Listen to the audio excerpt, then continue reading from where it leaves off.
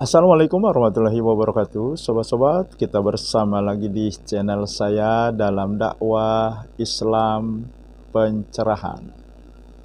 Sobat-sobat, kali ini saya ingin memberikan beberapa catatan dari respon Profesor Dr. Haji Ahmad Zahro MA ketika beliau memberikan respon pertanyaan dari jamaahnya. Sobat-sobat, Ustadz, sikap Ustadz pada Wahabi kok begitu lunak, padahal mereka caci maki kita dengan bid'ah. Masa kita tidak melek keadaan?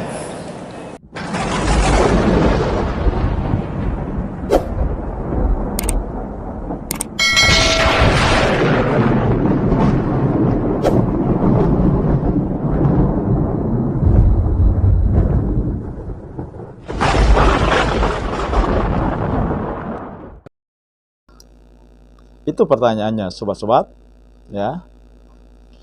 Nah, sebelumnya sobat-sobat, saya ucapkan terima kasih yang tidak terhingga kepada seluruh pemirsa, seluruh subscriber saya yang hingga saat ini selalu setia mengikuti channel saya dan mau menonton dan menyimak setiap video-video yang saya upload tanpa kecuali, baik yang mendukung saya maupun yang tidak mendukung saya, yang memberi apresiasi maupun tidak, termasuk para wajah KW. Saya mengucapkan juga terima kasih. Ada beberapa catatan. Catatan yang pertama adalah mereka menganggap bid'ah adalah caci maki. Catatan yang kedua adalah perkataan Profesor Dr. Haji Ahmad Zahro MA yang mengatakan bahwa Wahabi di Arab Saudi hampir tidak terdengar mengatakan bid'ah. Catatan yang ketiga adalah mengenai zikir bersama. Catatan yang keempat, sobat-sobat, rasa tidak pernah melakukan bid'ah. Profesor Dr. Haji Ahmad Zahro MA merasa tidak pernah melakukan bid'ah. Dan catatan yang kelima, sobat-sobat, apakah sahabat melakukan bid'ah? Apakah sahabat tokoh bid'ah? Nah, sobat-sobat, 5 hal inilah yang akan saya uraikan. Mengenai pertanyaan jamaah beliau, jamaah Profesor Dr. Haji Ahmad Zahro MA, yang bertanya, dalam pertanyaan tersebut mengatakan Wahabi mencaci maki dengan mengatakan bid'ah. Jadi mereka menganggap perkataan bid'ah ini caci maki, padahal sama sekali bukan caci maki. Karena perkataan bid'ah ini adalah sabda Rasulullah. bukan caci maki. Kalau kita katakan perkataan bid'ah ini adalah caci maki, berarti Rasulullah mencaci maki. Dan sangat tidak mungkin Rasulullah akan mengatakan caci maki. Karena jelas, ya, Allah mencela, mengancam.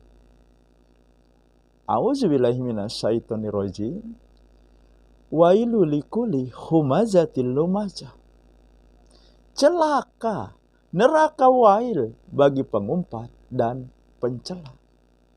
Jadi, tidak mungkin Rasulullah mencaci maki dan mencela. Nah, jadi perkataan bid'ah sama sekali bukan kosakata caci maki. Ini sabda Rasulullah. Nah, ini catatan pertama yang meluruskan pernyataan bahwa bid'ah adalah caci maki. Dan yang kedua, di Arab Saudi, Wahabi di Arab Saudi hampir tidak pernah mengatakan bid'ah. Karena Wahabi yang saya kenal di Saudi Arabia itu hampir tidak pernah mengatakan bid'ah di telinga saya. Tapi kalau Wahabi yang di sini memang begitu mudah sekali mengatakan bid'ah itu. Kalau Wahabi yang di Saudi, jujur saya ingat saya sekali atau dua kali mendengar kata bid'ah itu. Dari satu yang saya ingat betul dari Imam Masjidil Haram. Ya, hampir tidak pernah mengatakan bid'ah.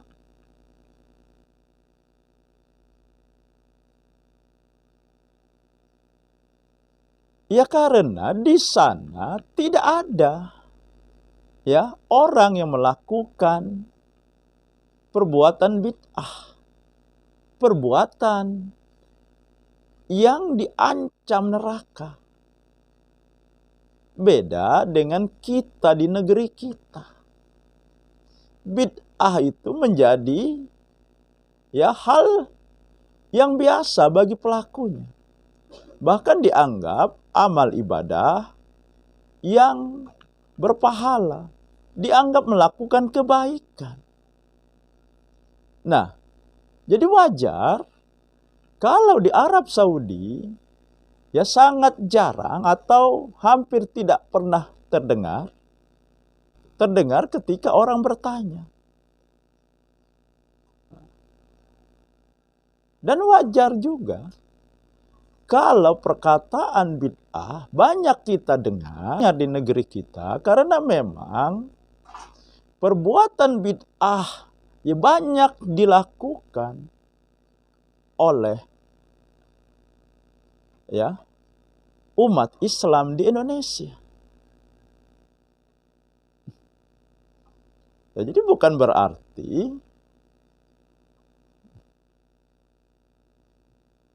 ya ini jadi hal yang wajar. Dua perbedaan ya di Arab Saudi dan di negeri kita, yang di negeri sana jarang terdengar kata bid'ah. Ya karena mereka tidak ada yang melakukan bid'ah di sana. Dan wajar juga di negeri kita kenapa banyak terdengar kata bid'ah. Ya karena banyak orang yang melakukan perbuatan bid'ah. Dan yang ketiga, sobat-sobat, masalah zikir bersama. Imam Masjidil Haram, saya akrab. Saya dengar dia ditanya orang nih, Mak. Ditanya jamaah bagaimana hukumnya zikir bersama sesudah sholat berjamaah. Dia bilang bid'ah. Saya kaget. Ini kok dengarin ada kata bid'ah dari mereka. Tapi saya tidak langsung respon saat itu. Saya hadapi di luar jamaah.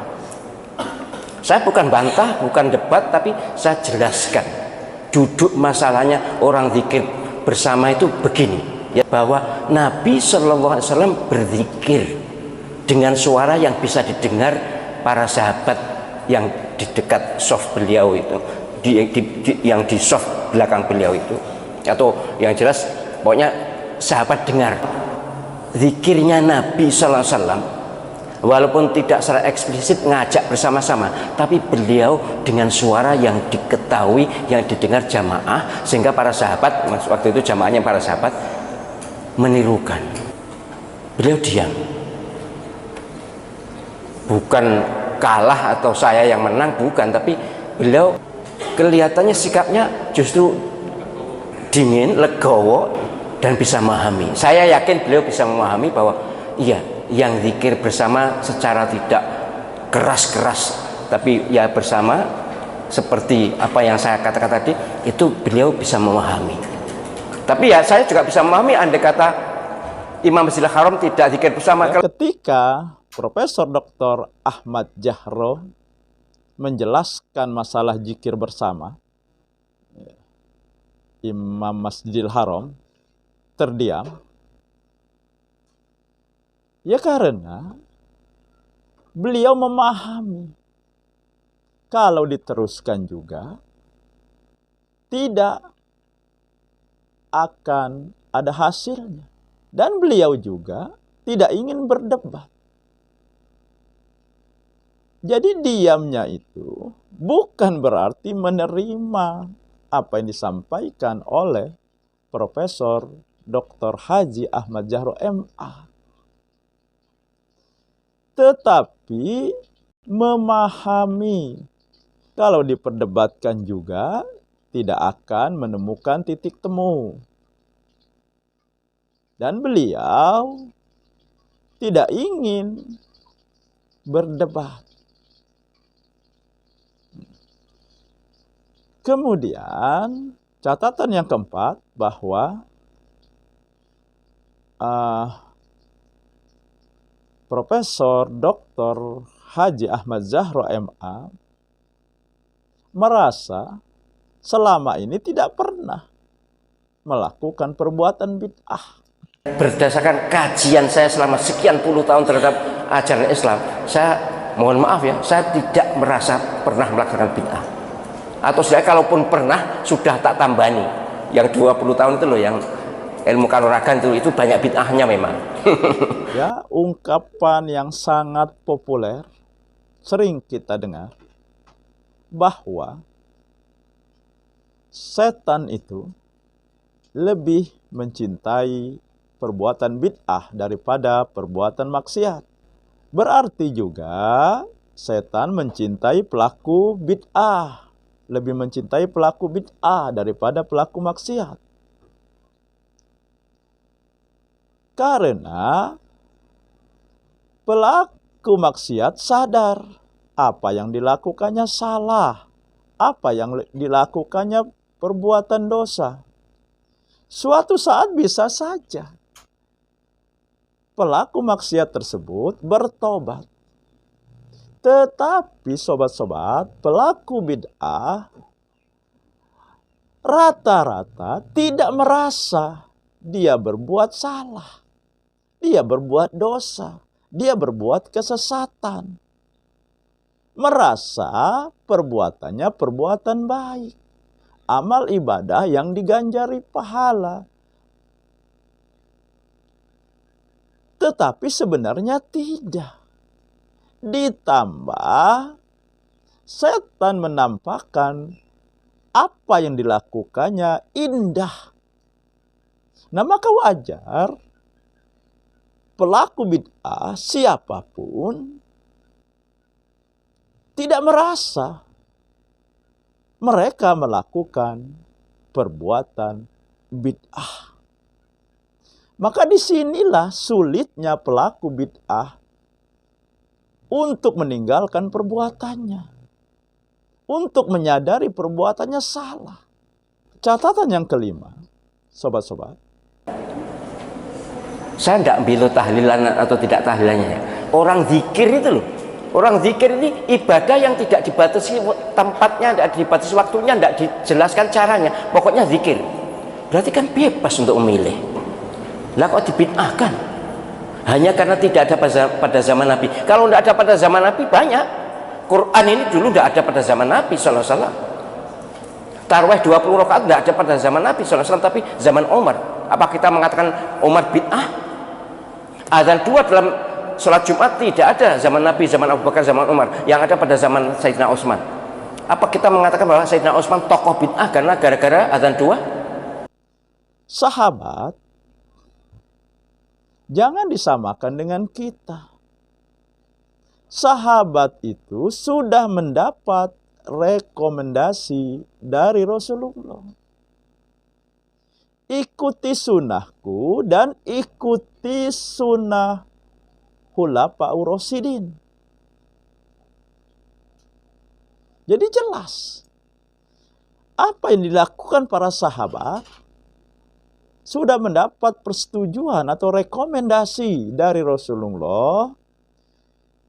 Dan dengan demikian, ya, berarti Rasulullah yakin bahwa para sahabat tidak akan melakukan perbuatan bid'ah.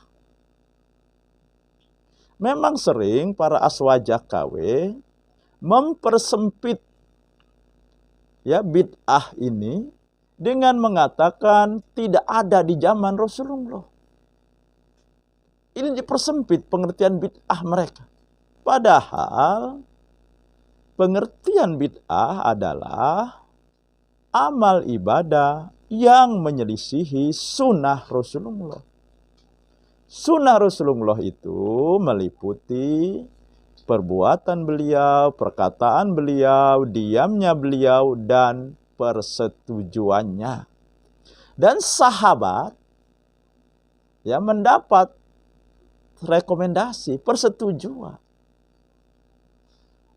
Nah, jadi tidak bisa kita jadikan apa yang dilakukan para sahabat menjadi dalil kita melakukan juga kreasi-kreasi ibadah. Tidak bisa. Karena para sahabat sudah mendapat rekomendasi dari Rasulullah. Selainnya, tidak ada. Ya kelihatan sekali sobat-sobat ketika Profesor Dr. Haji Ahmad Jahro menerangkan masalah zikir bersama, ya, responnya atau pembelaannya. Dia kan mengatakan ya bahwa setelah sholat Nabi berzikir bisa didengar oleh saf yang terdekat, bisa didengar oleh saf yang di dekat Nabi. Saf pertama, ya pokoknya terdengar, katanya kan seperti itu sobat-sobat. Ini kan menunjukkan ya beliau gagap ya ketika merespon, ketika membela amalan zikir bersama. Beda kan zikir bersama yang dilakukan di negeri kita, dilakukan para aswaja KW, terdengar ke seluruh ruangan di masjid atau musola, bukan hanya saf terdekat. Jadi sebenarnya ya ungkapan ini sudah membantah ya, sebagai fakta bahwa zikir bersama memang bid'ah. Nabi tidak melakukan zikir bersama secara keras. Ya.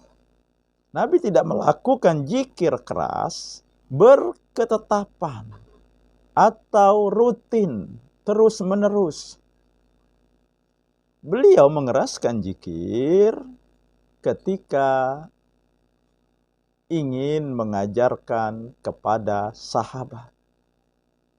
Setelah itu tidak lagi berzikir secara keras yang diikuti oleh jamaah seperti yang dilakukan oleh aswaja KW di negeri kita. Ya. Jadi faktanya jelas ya. Nabi zikir keras ingin mengajarkan, setelah itu tidak lagi zikir keras. Dan dalil Al-Quran jelas ya di surah Al-A'raf. A'udzubillahi minasyaitonirrajim. Wazkur rabbaka fi nafsika tadru au wahibata wadunal jahri minal qawli bil gudui wal asol wala takum minal ghafilin.